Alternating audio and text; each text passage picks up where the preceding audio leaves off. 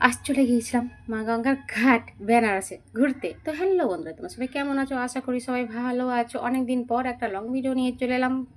তো তারপর দেখো আমার ছেলে, আমি বেনারসের মা গঙ্গার ঘাট নিয়ে চলে এসেছি ছেলেকে ঘোরাইতে।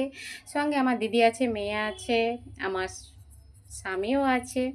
তো তারপর দেখো গঙ্গার ঘাটটা ওদিকে ঘুরে ঘুরে দেখাইছি, যদিও বা এর আগে অনেকবার এসেছে, ঘুরেছে, কিন্তু ভিডিওটা করা হয়নি।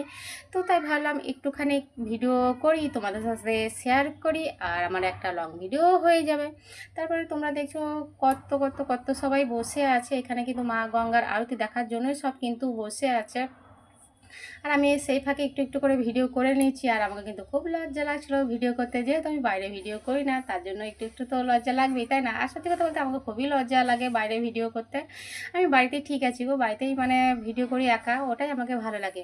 তারপর দেখো আমরা কিন্তু বাড়ি আসছিলাম, বাড়ি আসার পথে ঠাকুর দেখতে পাই, কৃষ্ণ মা কালী ঠাকুর। তো তারপর দেখো ও কিন্তু বলছে আমি চিকতায় নেবো, তারপরে ও নিয়ে নিল সাথে। আমি, আমার ছেলে, আমার দিদি সবাই কিন্তু নিয়ে নিয়েছি। তারপরে ছেলেকে বলছি চল একটু ভিডিও করে নিতে, বলছি ঠিক আছে। তারপর দেখো দুজনকে কেমন লাগছে অবশ্যই জানাবে।